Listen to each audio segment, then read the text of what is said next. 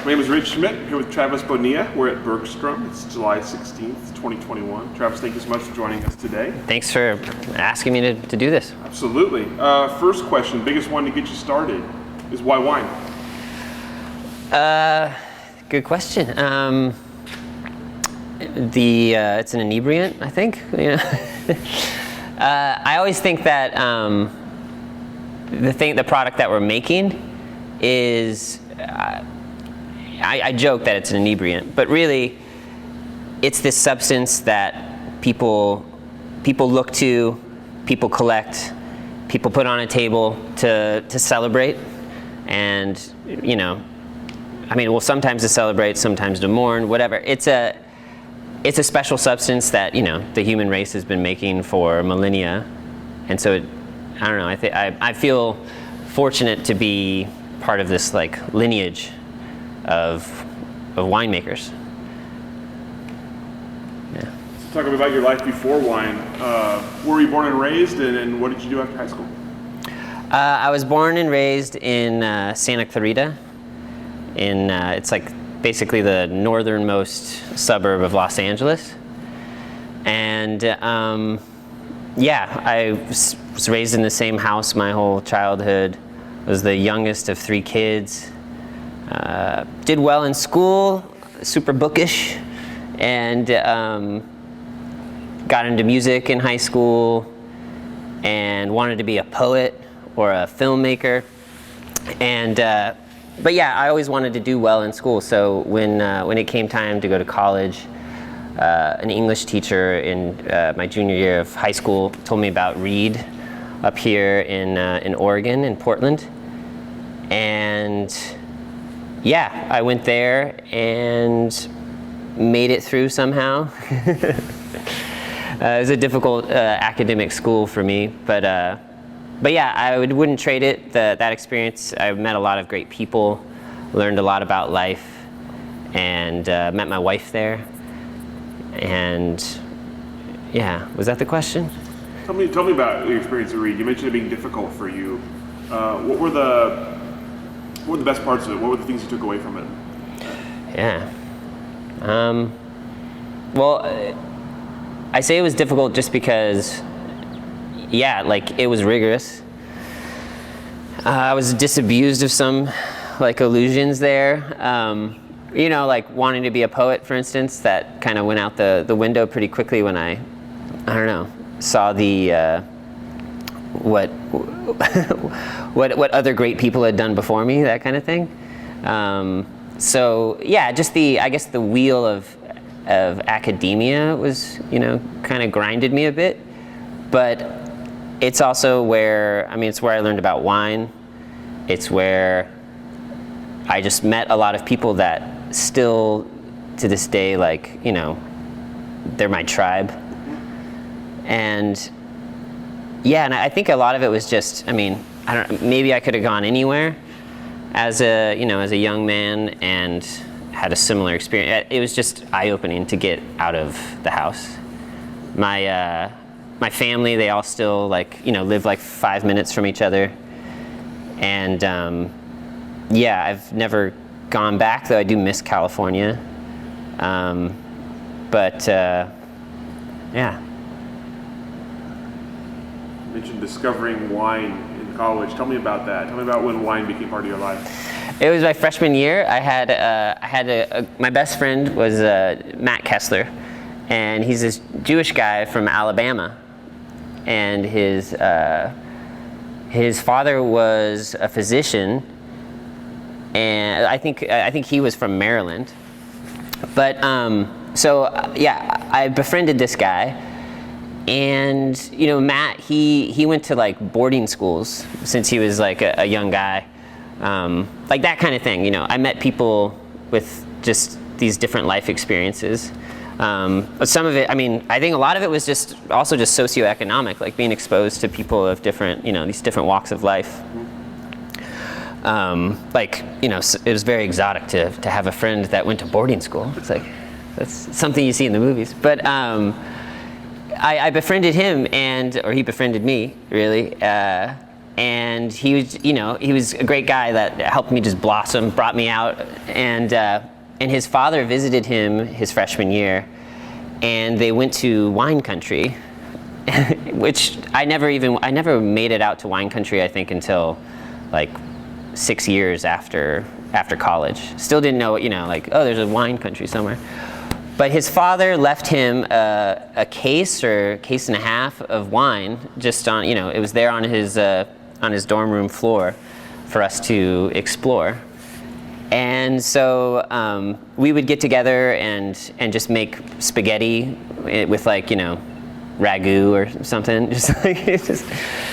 We'd do that like every Friday night. We'd have dinner together in one of our dorm kitchens and drink a bottle of wine.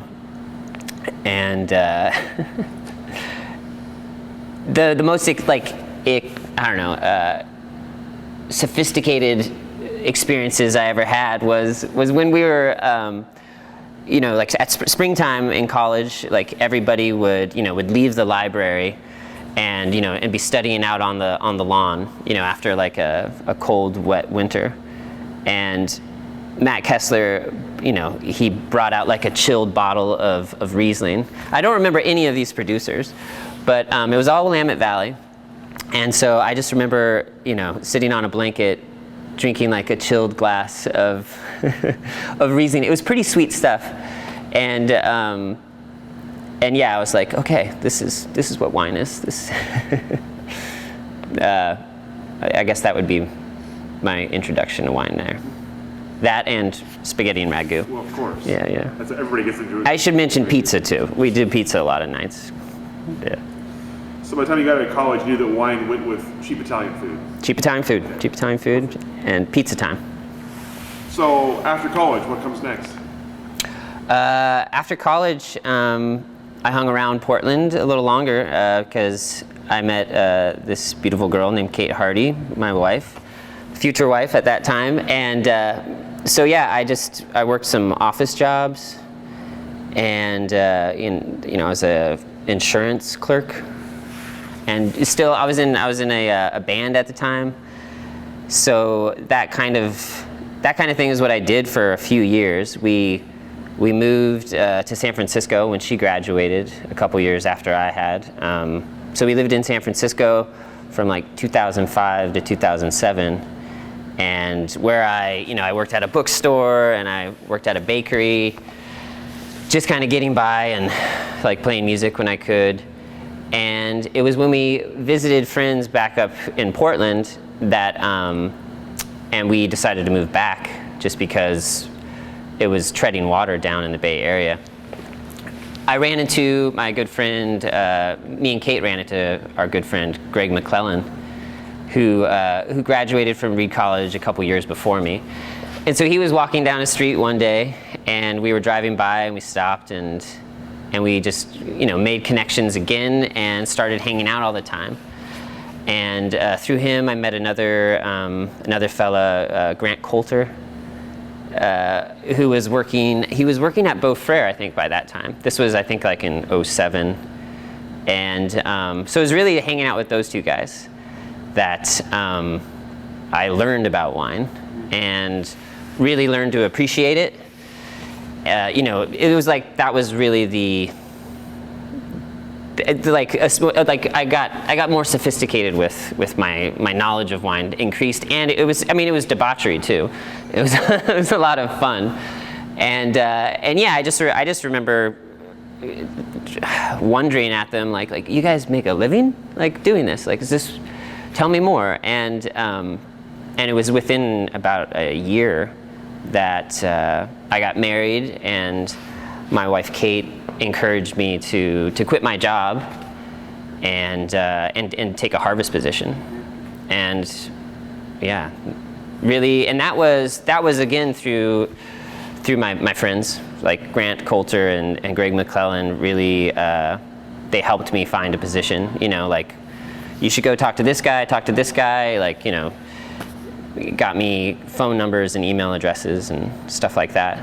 So there were a couple, of course, bum leads, But when what stuck was I met Doug Tennell and interviewed with him, walked through the vineyards at Brick House, bumbled through somehow, and he took me on in '08 for the harvest. I remember sending him I sent him my resume, and he had this kind of enigmatic, sarcastic reply about, well, your liberal arts education will lend yourself well to work here at Brick House. And when I got to know him better, I saw that's the genius of Doug. I think it was just that, I had no experience, and all I could put on my resume was I went to college, I worked at a bookstore, and that's how I remember that when people are applying here for internships. I don't want to take on a whole team of green people, but everyone does need a chance, and a lot of people in this industry, I think, they didn't go and study. They don't have a 4-year degree or a 2-year degree. But I always try to remember to give them a chance because everyone has to start somewhere. So I'm curious about that sort of period of your wine education, from kind of having had some wine as a college student to actually wanting to quit what you were doing and go and try to actually do it. Tell me about what you learned about wine in that time and how you learned about wine in that time that made it something you thought you might want to do on a more permanent basis.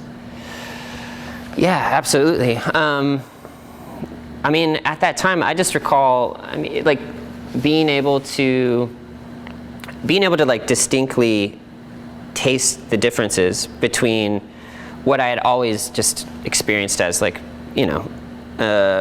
alcohol, from one Pinot Noir the same year, but in a different place in the Willamette Valley, or be it Europe or wherever.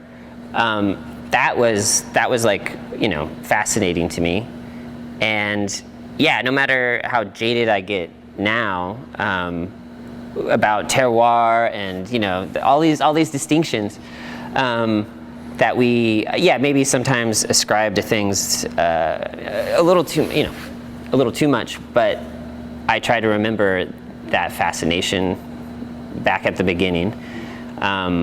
Wine can be very beautiful, and you can see how the same grape could basically be elevated up to here, or it can be. It is great to taste something so bad and then have something so good. It was a craft, basically. I could see that this is a craft, and I had never really wanted to. Careers for me I never had a career goal or wish or something. I wanted to play music, and everything else was just a sinecure, just a position that I'll be a postman and just make a little bit of money, but my passion is going to be when I get home. So I grasped onto it as the first thing I've ever come across that you can make a living doing this. It's a craft that you can get better. It's not something that you can just go to school for, I believe.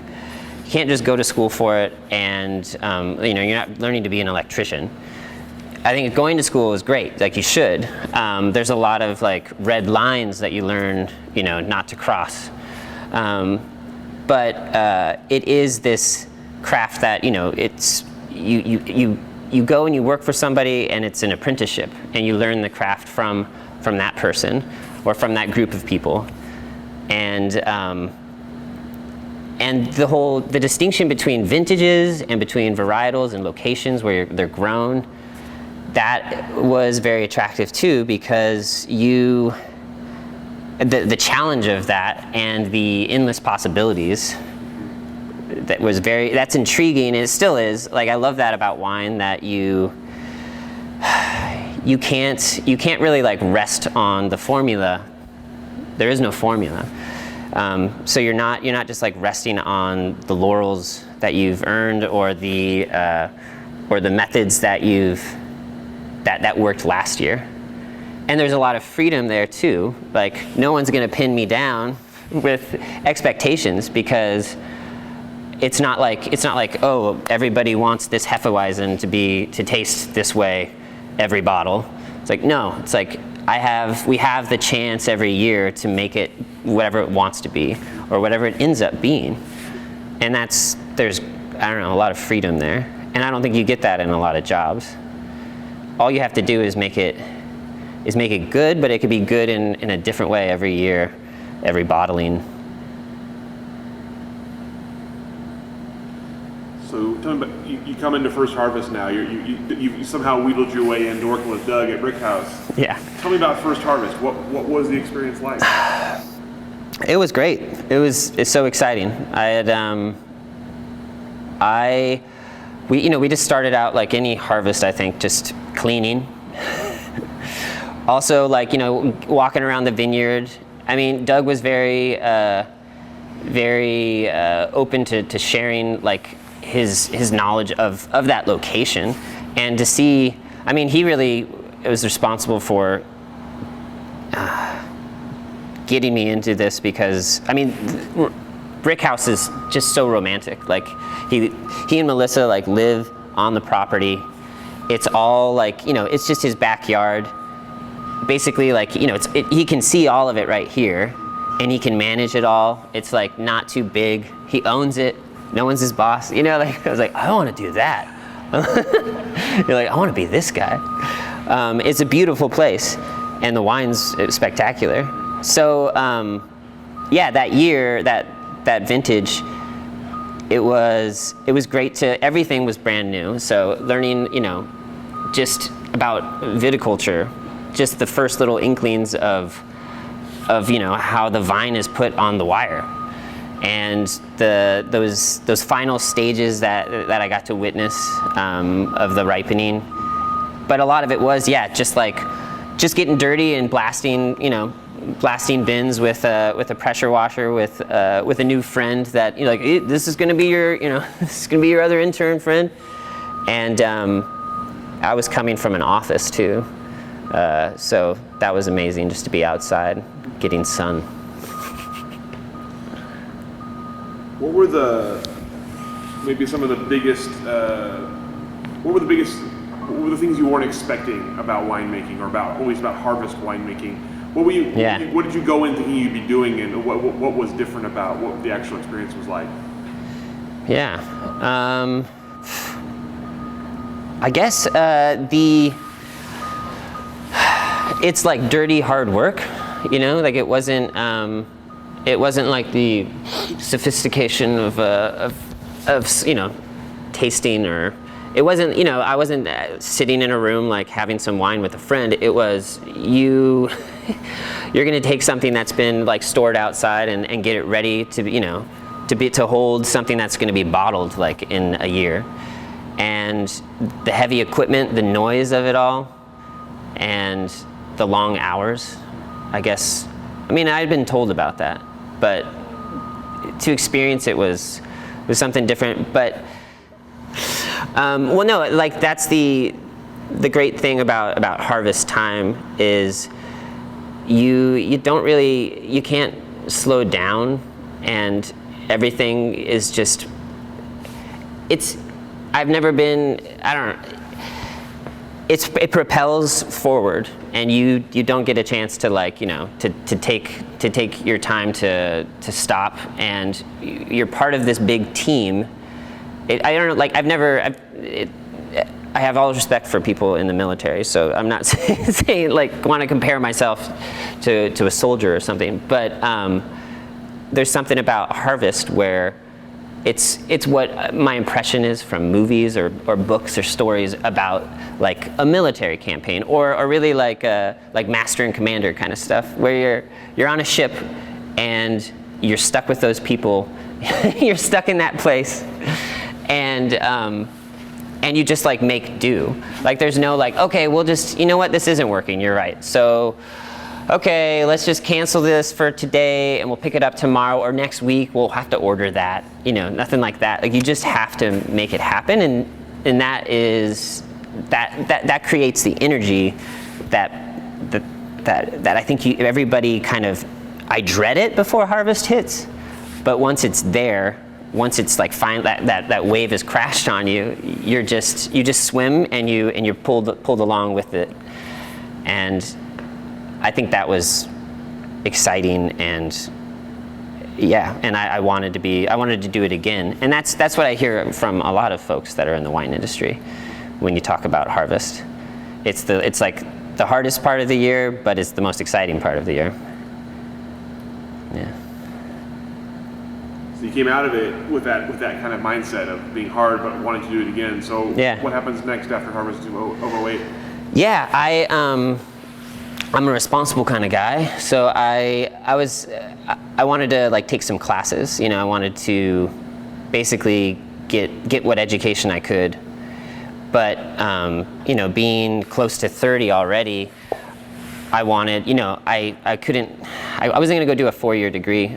And I talked with people in the valley. I talked with Doug, and in my mind, I remember Doug telling me about Chemeketa, and that it was a great program, because we were talking about OSU as well. But the Chemeketa program, he had said, was just this great hands-on program that you could continue to get experience working, but just something local that also would allow you to meet other people in the area. And that definitely played out. And so yeah, I started taking classes at Portland Community College to get I remember I had to go take like an algebra class because it had been a long time. And you know, like general chemistry, and then I was in the program at Chemeketa while working at Brickhouse. I worked at Brickhouse throughout the year, kind of partly part-time. Sometimes he had work for me, you know, that month and the next month not. But yeah, I helped out with like bottlings. I mowed the lawn. I got to house sit for a month one time. It was great. Drank a lot of Cascadia Chardonnay. It was great. So that's really the next step. I did that for 2 years, and I worked, that 08 and then the 09 vintage at Brickhouse. And in the summer of 2010, I was almost done at Chemeketa. I think I still have 3 classes to take, but I got a job working here at Bergström. Again, Greg McClellan introduced me to my next career opportunity. My next mentor, he and Grant, I think it was at Grant's house, but yeah, they threw a barbecue and invited Josh there and said, you gotta go so that you can meet Josh. And we got along so well right away, because he's just a hilarious guy. And so yeah, we were just, you know, right away making inappropriate jokes with each other and having a great time, and I started work, I think, within like a month. And that was at the very end of June in 2010, before harvest.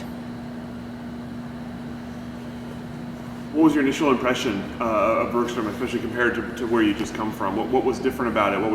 And also what excited you about it? I mean, right away, the size was a different thing.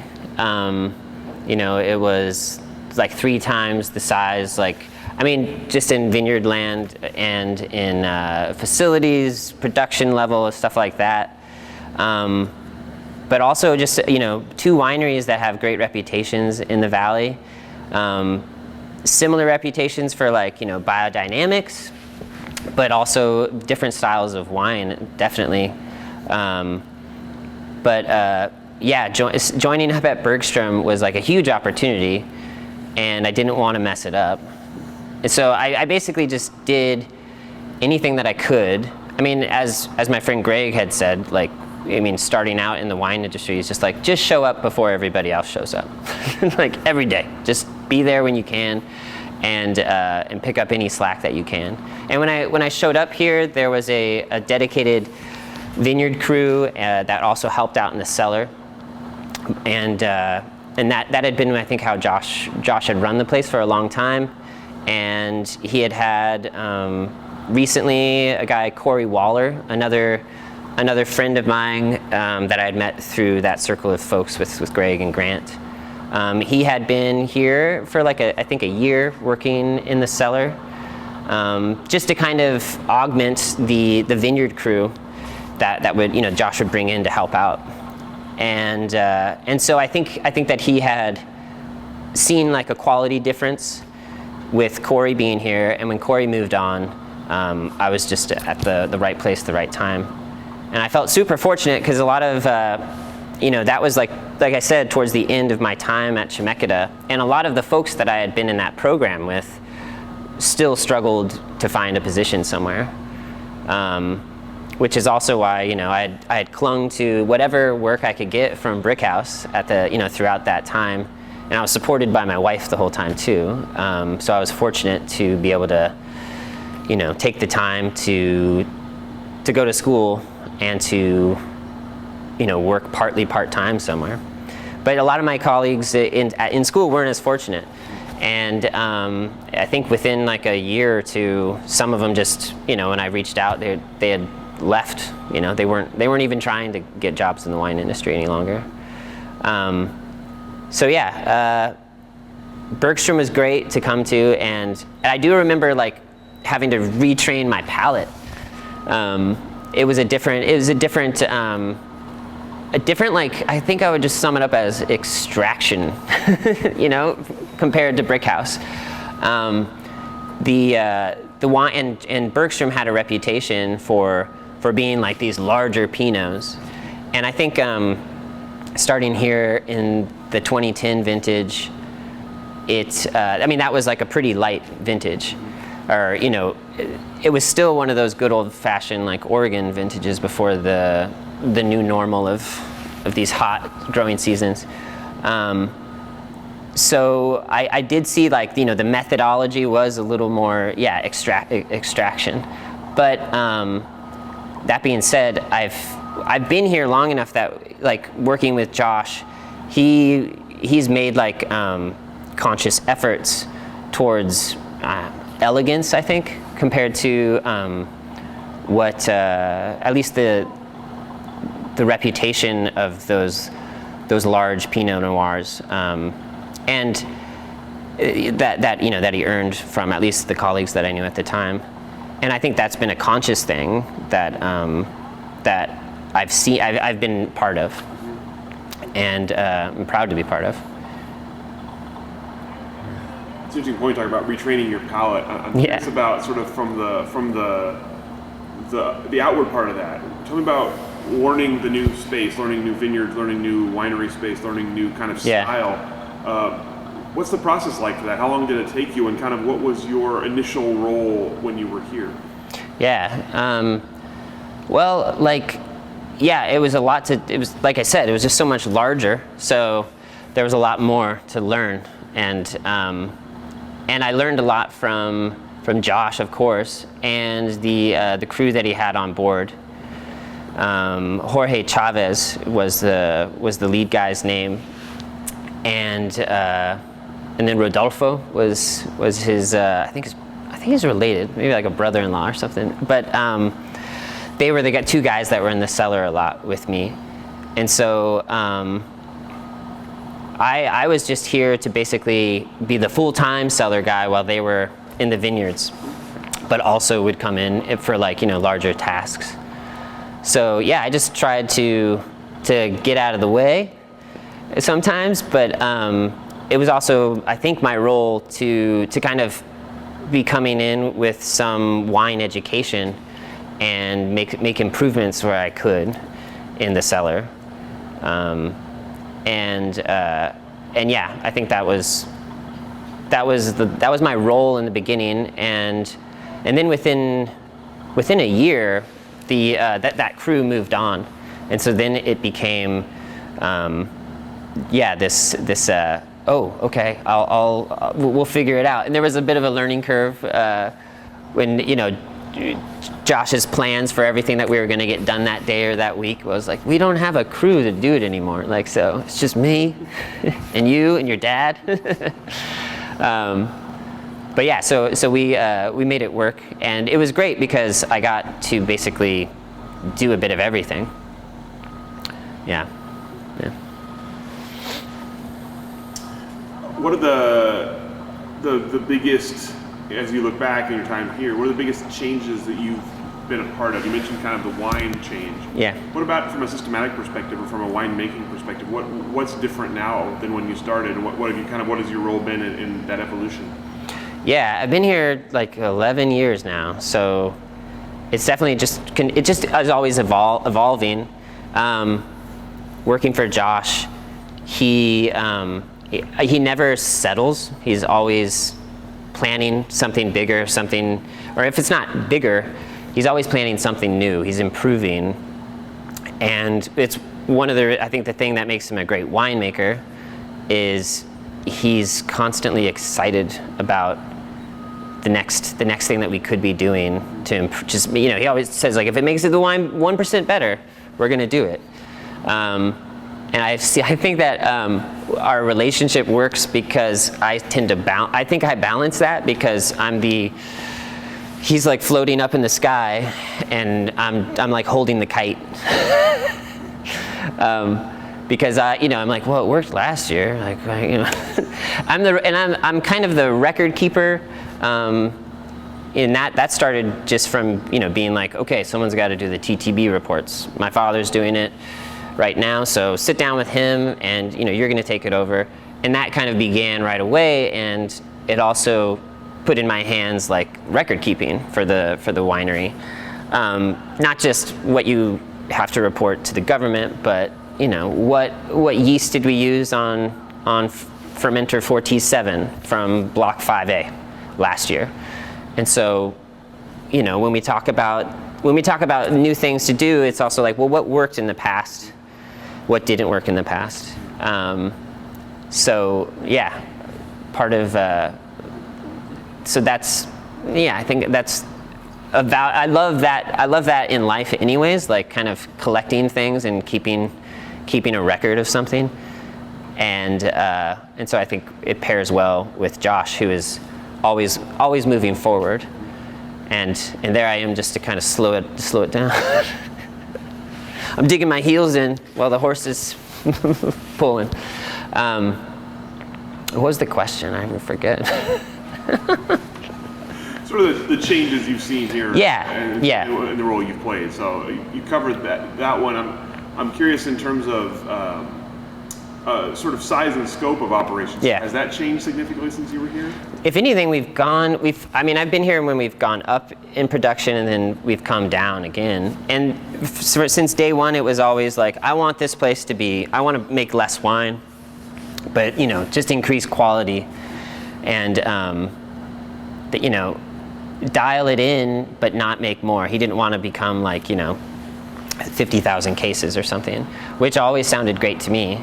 Like I said with Brick House, where like being able to hold everything in your hand, that just sounds so much more manageable. Like when it's a numbers thing, like when it gets too big, I can't remember, I can't keep track of it all. So yeah, I've been fortunate to work at a place that has actually done that, where we can just try to make things better. So yeah, I've been here for that dream being realized. I've seen, we built a lot. Just, you know, we're not getting bigger in production, but we're getting better facilities. It's Bergström, and it's this big place, and it's got prestige, but it's just run by a family, and I definitely appreciate that. Like I know the people that make all the decisions, and they're here every day, and I eat lunch with them every day. So, yeah. What other changes? I don't know. It's just gotten so much better. Well, tell me how your role has changed. Obviously, with that, day to day, week to week, month to month, what does your role look like? What does your job look like? Yeah. It's changed like over a decade's time. For a while I was the only guy in the cellar, and so that was, doing doing the toppings, doing what lab work I could in the quieter months, and otherwise farming that out to the local labs, and doing biodynamic sprays in the vineyard. I've done some years we've gone out there and pruned ourselves in addition, just to kind of augment the crew, and other things like leaf pulling and shoot positioning, which is great because any winemaker should know what happens in the vineyard and know how to do it, at least have done it once. And I've never driven a tractor except to go dump pumice or something, but never down a row. But as the years have gone by, when we could, as the company's grown a bit and we can afford it, we've taken on new staff. And so I think it was in 2013 that we hired basically a cellar master, as I became the assistant winemaker, Ryan Miller, who's still with Bergström now in the office. He had a couple years in the cellar, and then he was like, "Yeah, what else do we got around here?" He's a smart man. And then we had another cellar master, Jess Arnold, who's now gone over to Soder. And when we took on more help, I was able to concentrate more on that record keeping, and just to have the facilities around here need to be managed all the time. So that's a big role as well, logistics. We currently, since 2019, we have a great sized team. We have an enologist, Michael Pasquarelli, and our cellar master, Maddie Rausch. So they've definitely helped just dial in everything, every wish that we've had to make this place run better. And the harvests are just getting much more manageable, and just less chaos, and constantly creating higher quality wine.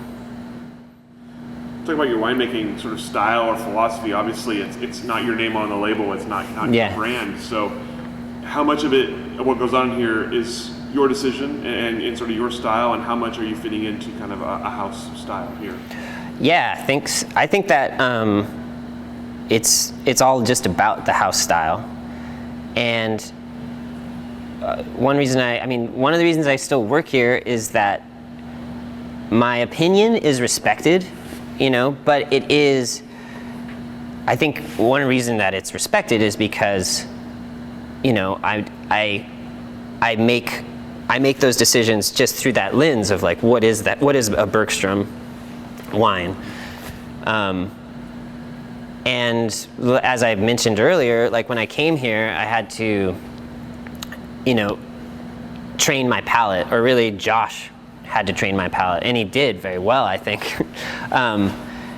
And I think that's just one of the great things about being at a place for a long time is, not even be able to verbalize things that well, but when you taste it or smell it or you see it in a fermenter, you're like, oh yeah, this block in this vineyard behaves this way, or it tastes this way usually, or it doesn't taste this way usually. What's going on? That's one of the things I love about just being at the same place this long. But yeah, as far as my own where's my mark in it? It's just the house. It's the house style that I, that's my job, is to help make that expression. And that, it's not really something that, I don't feel like my freedom is crushed by being subsumed by the house style or something. I just think that's what's called for. And that's what, I mean, I think that's what winemaking is too. Like we could harvest, you know, the same clone and this was grown in the same spot and give it to, you know, 4 different wineries and it'll taste different. And I'm not gonna, it's not like a terroir, you know, there is terroir, I agree, I'm not gonna argue that, but I do think that it's, the way you make the wine is very important, and that's your house style. So I think a consumer continues to, you know, come back to your wine because they respect and enjoy and love your style. And so, yeah, that's what the job is, like learning that and how to make that style. Now that we've talked about that, describe for me the Bergström style, and you mentioned how it had changed. How has it changed since you've been here, and how would you describe it? Yeah, I think with Pinot Noir, the easiest way to describe the change is like whole cluster inclusion and ripeness, which has been a funny balance with these like warmer years. But it's been like we basically want the wine to have a tension, not pay attention, but tension, tensile, you know, or you know, liveliness and electricity versus something that's like soft and sweet and too round. So it's a challenge in these warmer years to capture that, but that can be dialed in with vineyard practices and yields, but also just making the call, like when it comes to harvest time, when to bring the fruit in, and the whole cluster inclusion piece just adds to that as well. You can I don't know, the backbone of the wine is basically strengthened with the tannin from that whole cluster inclusion, and that has also just led to this like steering the ship more towards elegance and complexity. I don't know, I guess that's the biggest change I've seen with Pinot Noir. And then with Chardonnay, we've done like several different things in the winemaking, just from even like instead of racking the Chardonnay at the end of the year and bottling it within a month, like, you know, we rack it and we put it in tank on lees for 3 to 4 more months, and we've become better at finishing it as well with fining, like dialing that in, and that's all to basically have a Chardonnay that tastes fresh and well, like more like lemon and limes versus pineapple. It's basically the easiest way to describe the goal of our Chardonnay, I think. And but as far as changes, that goes down to I mean, it used to be something that we would harvest after the Pinot Noir, and now it's the opposite, where we're bringing it in before. And that was in 2011. Josh went over to Burgundy, and when he came back after seeing the way that they harvest Chardonnay, it was eye-opening, because when we're tasting, we're tasting like juice samples or clusters in the field, it used to be, you're waiting for like a flavor profile, and you're also looking at, the numbers, the acidity and the Brix levels, of course.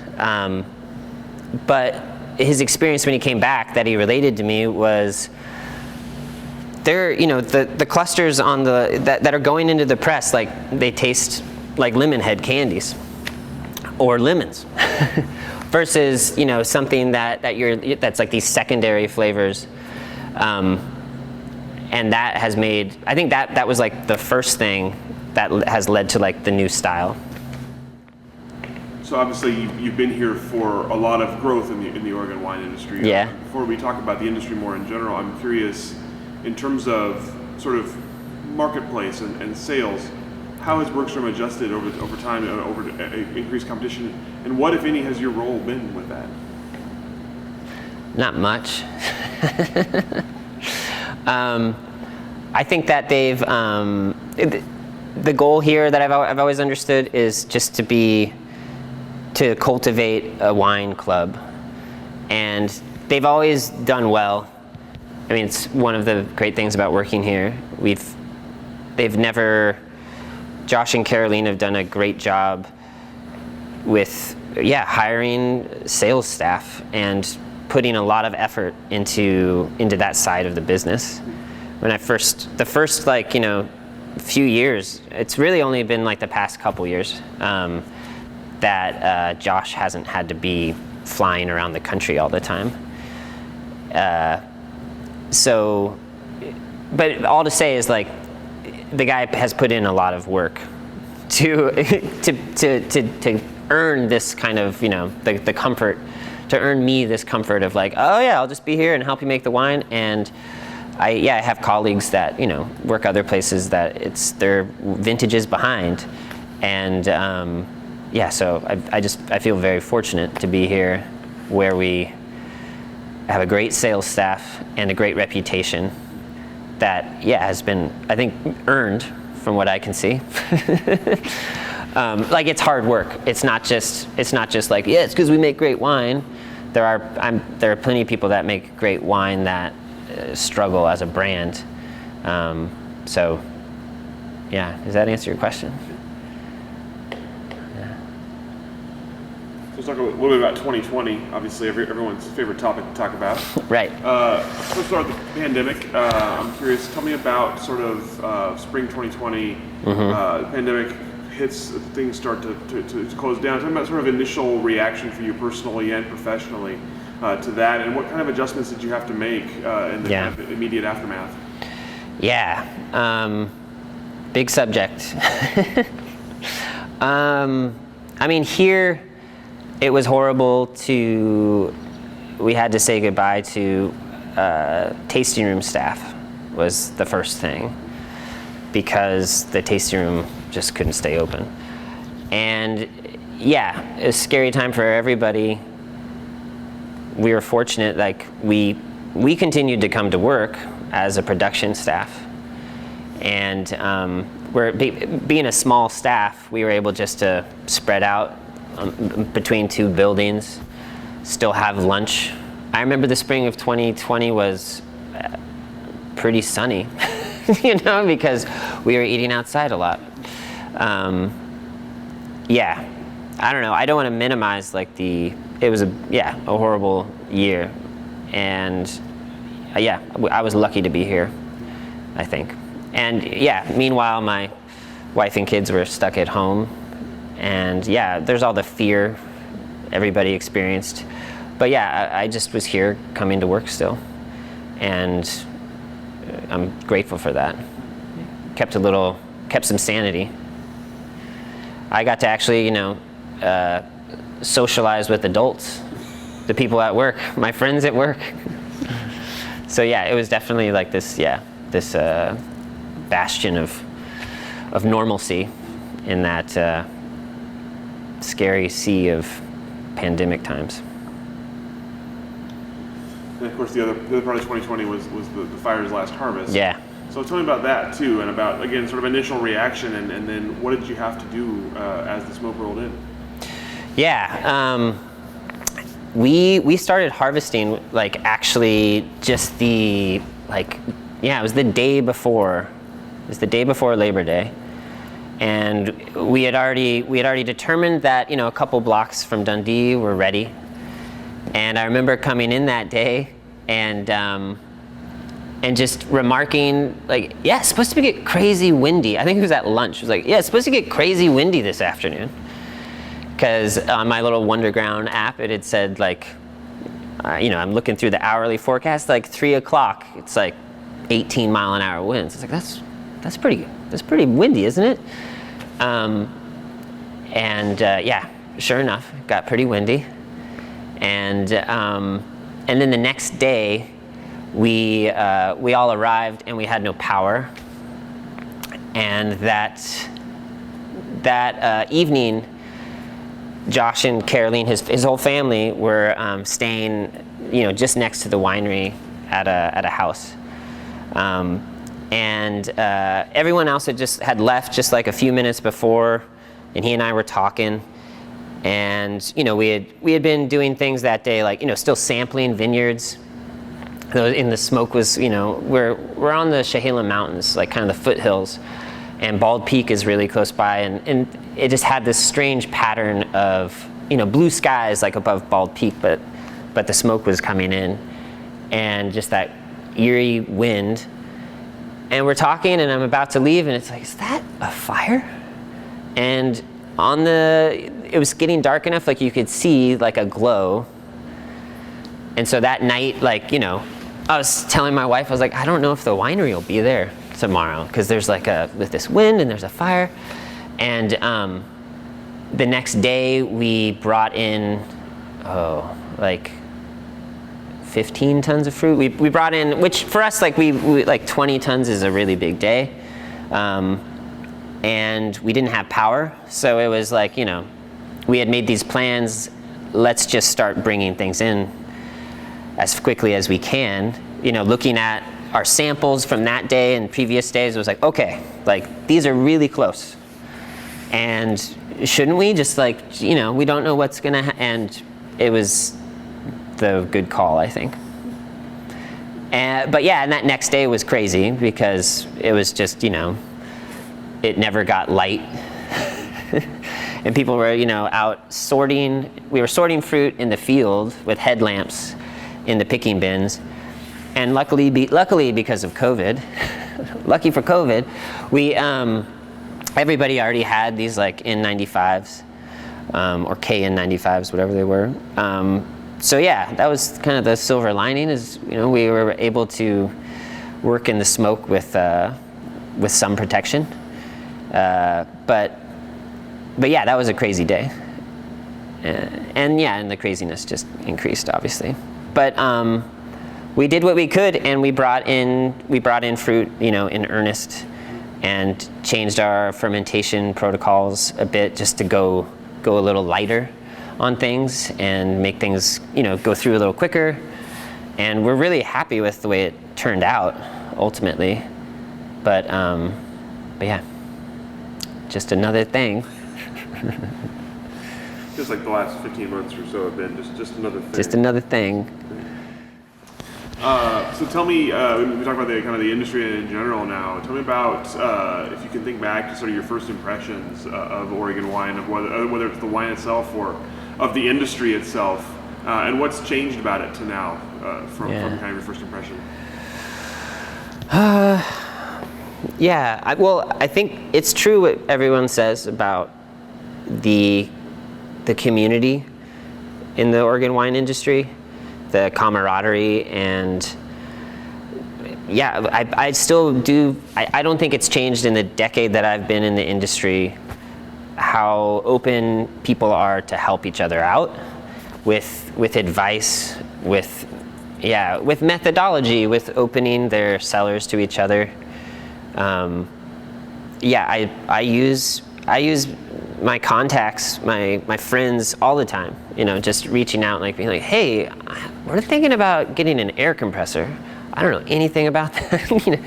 Everyone and you have to do it for other people too. When people ask a question, it's like, oh, I haven't taken that document out in a while. Like, let me find it and share it with somebody. And so, and what I've been told and what I've seen a bit of the California wine industry, it's very competitive, and maybe it's just a size thing, it's too big.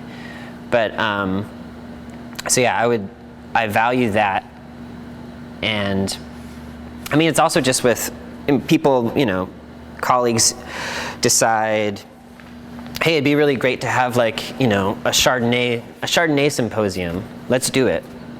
And people volunteer their time, a lot of time, and organize such things because we all love Chardonnay and we want to make better Chardonnay. So let's do that as a community, and like sit at many tables in a room and like just share like how we do it, what worked for me, what didn't work for me, what I don't like about your wine, what I love about it, you know. I think that the wine community continues to, I mean, we're just trying to be better ourselves, and kind of if you bring everybody with you, you're not gonna like not look as good or something, you know, like everybody wants better wine in this place anyways. So yeah, and then other than that, I mean, just like going into Portland, there just seems to be like more development, more money. But that's the way things go. I guess it's better than the opposite direction. There's an interesting point with Chardonnay, and of course it's been a topic of conversation in our interviews recently. Yeah. The rise of Oregon Chardonnay. So tell me about, from your perspective, what has changed about Oregon Chardonnay, and what it kind of looks like now in 2021, and its place in the state. Yeah. Well, I think that as far as winemakers, well, just the ones I hang out with, like people have gotten sick of Pinot Gris. I'm sure other people have said that. Yeah, I just recall that it wasn't long ago that people needed more of it. You know, like it wasn't even planted enough. So we're heartened here because we're huge Chardonnay proponents, that, you know, more people are growing it and making it. And from what I've tasted throughout, you know, the years, I think that the quality continues to go up and up, and it's closer to, I don't know, it's this middle ground between like Burgundy and California, where it's not the overly buttery and oaky California ripeness kind of thing, and we're not Burgundy. We're not going to be able to do that. I feel like in Oregon you get this marriage between the two that I think is a great balance. So yeah, I don't know, Chardonnay I think is rightly, you know, taking its place in Oregon. Is there something you're looking forward to, or something you're fearful of as you look into the future? Yeah, I'm fearful of, I mean, the first harvest I did, it was September 28th. That'll probably be like when we get started. And then I recall, I think it was in 10 or 11, like one of my first vintages here, I think it was 11. And I remember being at like a Halloween party with Josh, and we had maybe brought in a little bit, and now it's totally normal to start, you know, September 10th, at least here, which is, we're on the early side, but that's not going away. And so yeah, I'm fearful of the growing seasons and how drought and heat and fire are going to affect our industry. Yeah, especially the fires right now, because that wasn't fun, and there's just so much disagreement, and I mean there's just a dearth of knowledge about like how do you manage it in wine, and how do you fix that, how do you avoid it, any, you know, smoke impact. So yeah, I think that's a huge challenge. And then yeah, also the, you know, vineyard labor is difficult, and that has to do with a lot of like huge issues, like immigration issues and immigration rights and fair pay. But yeah, it's difficult to get the help that you need in the vineyard. And like I was saying earlier, it's difficult work, and I have all the respect for the people that do it. That's another long-term big issue, I think, that the wine industry and a lot of industries in this country will have to face soon. But yeah, like a year like 2020 kind of shakes your, like, oh, this is gonna be forever. This, well, and when we talk about like vineyards and the history of European wine, now I just wonder, like, do we, with what's happening to the climate, like, are people going to be able to grow grapes where they have for hundreds of years or thousands of years, and can we even like expect that for ourselves, like how, like 50 years into the future? But yeah. On a more short-term kind of thought. Yeah. You had mentioned earlier that the kind of the style reflective of the kind of the tension, the cool climate tension that you get, and trying to kind of capture that with harvests moving up. Yeah. How does that affect what you do and the decisions you have to make to get that kind of wine? It's a good question. Well, I think that there is like a balance where you have to, there's the chemistry of it, like what kind of pH you want that wine to be at. Just the acidity level of the wine. Sorry. But yeah, you can't just go on the numbers, because it needs to, like, physical ripeness needs to happen as well, like organoleptically, like, what is it going to taste like? So that's just, it's a good question, and it's a huge challenge, definitely. Like, when we're challenged with that every year, especially these hot years, but you can achieve it. And I think it's one of the benefits of having enough land that you can just kind of hedge bets, and it's the whole like spice rack melange that you have the opportunity to exploit. It's like, well, let's just bring in some, this I think is ready, sure, and it's one of those things where it's not like a perfect apples to apples too, when you're like looking at the chemistry from the previous year. We find that all the time, where it's like wow, like, the TAs are really similar, but look at the pHs, because, well, look, the potassium's totally different this year. Sorry, I should have muted that. So yeah, like you don't have like a great easy guide. So a lot of it is just a back and forth with the team, and you do look at records, and you use your mouth and your nose tasting the juice.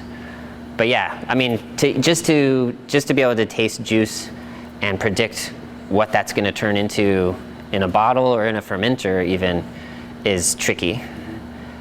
And I think that's, partly that's just experience. And that's why, even when I'm like, I've tasted enough juice today, like, I don't want any more.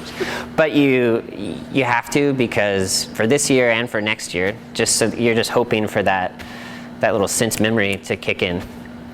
Like this tastes right. And it's hard, and even if the numbers don't really look exactly, right, sometimes you just go off of, your gut feeling from the taste of it. But yeah, it's a very good question. It's hard to balance, I think. As you look back through your time in the industry so far, are there favorite moments, favorite memories, things you're particularly proud of as you look back? I guess the harvest parties. Not a lot of good stories. There was one where we were dancing with bread, and a huge loaf was thrown, and it left like a little gash on my wife's forehead. It was bread, but it was like this big. I don't know what do you call that? Like a boulot, or I forget. That's a good one. Super proud of that one. Yeah. Self-aggrandizing. What about as you look ahead for yourself, future for your work here at Bergström, future beyond that? Are things you're looking ahead to, projects, anything on the horizon like that? Yeah. No, I think that, I mean, we're talking about designing like a newer facility. It sounds awesome. To, I don't know, to kind of, it's something that we've done it a bit, but yeah, the opportunity to like actually use the brain trust of, you know, the folks that we have on staff. Like, can we make the perfect facility? But as far as, yeah, like long term, what I like about working in the wine industry is it's the same thing every year, but every year is so different that you have to toggle and change. And it's, I mean, it's very seasonal as well, like the work. So what you do in the winter time is going to be different from spring, summer, and fall, which a lot of careers, I don't think you can say that. So yeah, I'm looking forward to more of the same. More of the same. Just not the last year. It's not the last year. It was all right.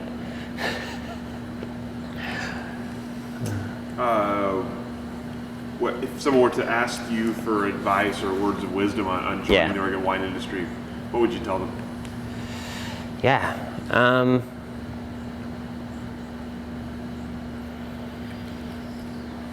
I think that traveling is great advice. I've gleaned that just from the folks that have come through our door, like working harvests. It's something I didn't do, but yeah, I think traveling with this career is a great thing if you're of the right age, you know, and you can do that. You don't have a lot of responsibilities yet or something.